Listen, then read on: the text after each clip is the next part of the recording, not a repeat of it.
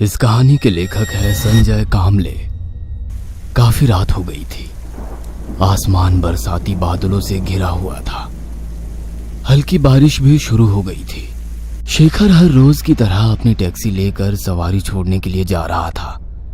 शहर से कुछ दूर एक बंगले के पास उसकी टैक्सी रुक गई। सवारी उतारकर वो दोबारा अपनी टैक्सी लेकर शहर की ओर चलने लगा। तकरीबन 2:30 बजे होंगे। शहर काफी दूर था।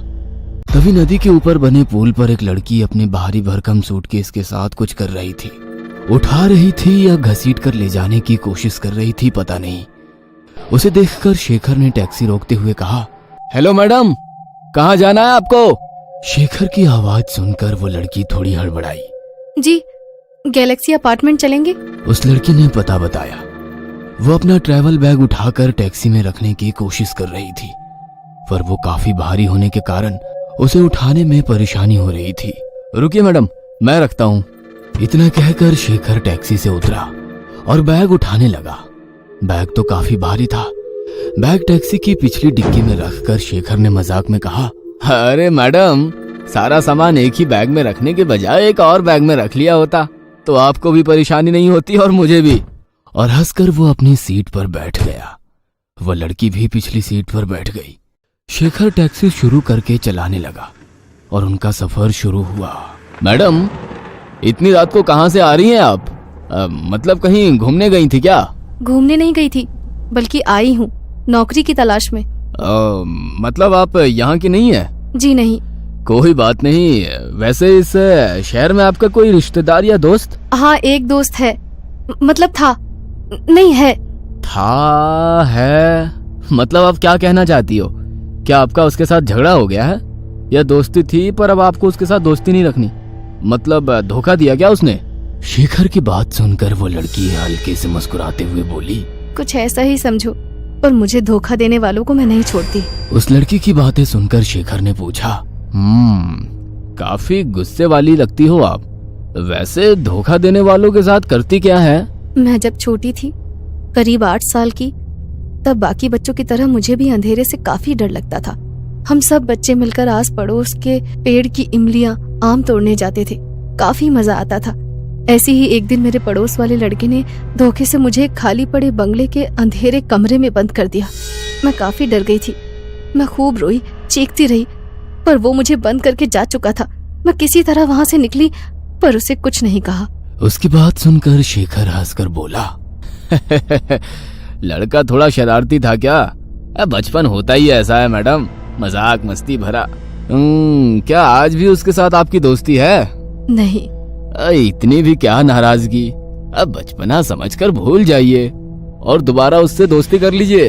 अब उसकी जरूरत नहीं, क्योंकि एक दिन स्कूल बस से घर आते वक्त मैंने उसे दरवाजे से धक्का देकर नीचे गिरा दिया। उसकी बात सुनकर शेखर थोड़ा नाराज हो गया।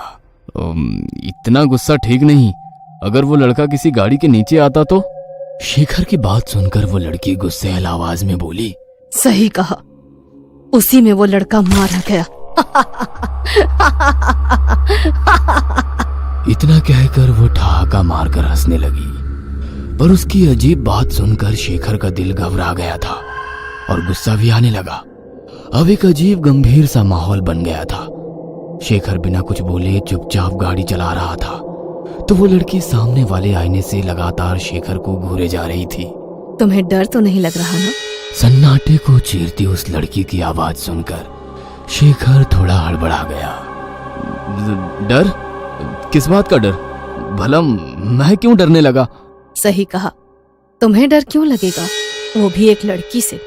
एक कमजोर अकेली लड़की तुम्हारा क्या उखाड़ सकती है? उस लड़की की वो बात सुनकर शेखर चुप रहा। अब उस लड़की की वो बातें शेखर का सर दर्द कर रही थी। शेखर की खामोशी देख दोबारा उसने कहा, सही कहा ना मैंने? तुम यही सोच रहे हो ना? रात के 2 बजने को है, काली रात, सुनसान सड़क, आसपास न कोई मदद के लिए आने वाला, और ऐसे में एक अकेली कमजोर लड़की तुम्हारा क्या बिगाड़ेगी? शेखर खामोश रहा। वो बात बढ़ाना नहीं चाहता था।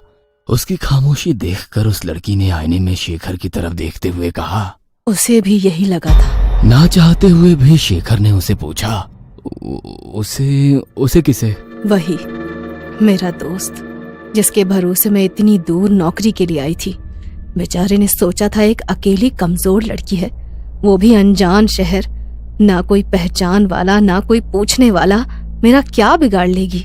उसके साथ कुछ भी कर लेता हूँ, लेकिन इतना कहकर वो धीरे से मुस्कुराई और चुप होकर टैक्सी की आधी खुली खिड़की से बाहर रात के अंधेरे में डूबे और सुनसान इलाके को देखने लगी। टैक्सी के अंदर लगे शीशे से उस लड़की को देखते हुए शेखर सोचने लगा, मुझे तो ये लड़की पागल लगती है। अपने दोस्त का क्या किया होगा इसने? मार डाला होगा। इतनी भारी सूटकेस में क्या लेकर जा रही है? कहीं अपने दोस्त को मारकर उसकी लाश को तो नहीं ले जा रही? अब समझ में आ गया। ये नदी के पुल पर ये भारी भरकम बैग नीचे फेंकने के लिए खड़ी थी। गलती से मेरी नजर इस पर पड़ी और इसका प्लान फेल हो गया। दिल कर रहा है इसे सीधे पुलिस स्टेशन लेकर जाऊं, पर ये इतनी शातिर लग रही है कि उस दोस्त के खून के इल्जाम में कहीं मुझे ना फंसा दे। शेखर का परेशान चेहरा देखकर वो बोली, कुछ परेशान लग रहे हो, पर तुम्हें डरने की जरूरत नहीं। इतना कहकर वो उस आईने से शेखर को ताड़ने लगी। चलो, मेरा अपार्टमेंट आ गया, यहाँ से आगे वाले गेट से अंदर लो। उस लड़की की आवाज सुनकर शेखर होश में आ गया। सामने एक अपार्टमेंट थी। थोड़ी पुरानी होने के बावजूद कुछ कुछ कमरों में लोग रह रहे थे।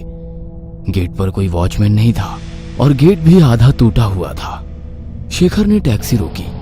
वह लड़की नीचे उतरी और पीछे डिक्की खोलकर अपना वो भारी भरकम बैग निकालने लगी, पर वो उसके बस की बात नहीं थी। ना चाहते हुए भी शेखर ने बैग डिक्की से निकालकर जमीन पर पटक दिया। अरे क्या कर रहे हो?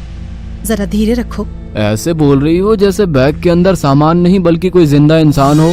इतना कहकर शेखर अजीब से मुस्कुराया। शेखर की तरफ थोड़ा नाराज होकर देखा और बोली, मेरे मोबाइल की बैटरी खत्म हो गई है, जरा आपका मोबाइल देंगे? उस लड़की ने बड़ी सरलता से मोबाइल मांगा। अब ना चाहते हुए शेखर ने उसे अपना मोबाइल देकर टैक्सी में बैठ गया। कुछ कदम दूर जाकर पता नहीं वो किसके साथ बात कर रही थी। बात खत्म हो गई और वो चलते चलते शेखर के पास आ गई। आपका बहुत बहुत शुक्रिया। एक और मदद करेंगे? जी कहिए। मेरे रूममेट फोन नहीं उठा रहे हैं और इतना भारी बैग मैं तीसरी मंजिल तक नहीं ले जा सकती। शेखर के पास कोई और चारा ना था। वह भारी भरकम बैग लेकर एक मंजिला तय करते हुए तीसरी मंजिल तक पहुंचा। वह लड़की एक कमरे के पास रुक गई। शेखर भी बैग दरवाजे के पास रखकर कुछ दूर खड़ा हो गया। उस लड़की ने बेल बजाई कि तभी शेखर ने देखा कि सीढ़ियां चढ़ते हुए एक इंस्पेक्टर और 2 कांस्टेबल उसकी तरफ आ रहे हैं। शेखर अब बुरी तरह से उस लड़की के जाल में फंस चुका था। पुलिस को आता देख दरवाजे के पास खड़ी वो लड़की मन ही मन मुस्कुरा रही थी।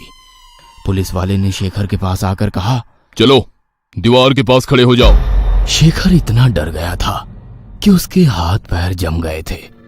केवल एक पल में उसका बदन पसीना पसीना हो गया था। एक कांस्टेबल ने बैग की चैन खींचकर खुला कर दिया। अंदर का नजारा देख इंस्पेक्टर ने अपने सिर से टोपी निकालकर हाथ में ली। तभी दरवाजा खुलने की आवाज आई। एक 25 साल का लड़का दरवाजे के अंदर खड़ा था। उसे देखते ही पुलिस ने कहा, अब लाश भी मिल गई, अब थाने चलकर बताओ कि अपने दोस्त को कैसे और क्यों मारा।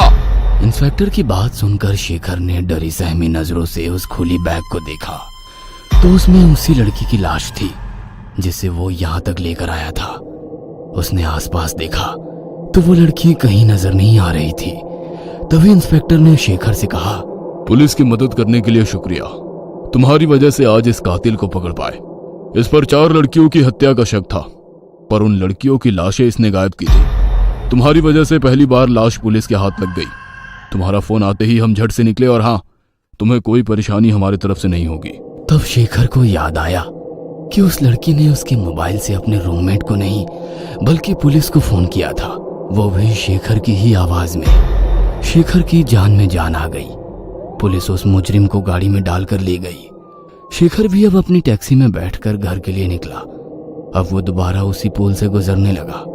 डर के मारे बदन कांप रहा था कि तभी सामने वाले आईने में वो लड़की टैक्सी की पिछली सीट पर बैठी नजर आई और एक आवाज गूंजी, मदद के लिए शुक्रिया, वैसे किराया नहीं लोगे? और एक अजीब सी मुस्कुराहट रात के सन्नाटे में गूंजने लगी।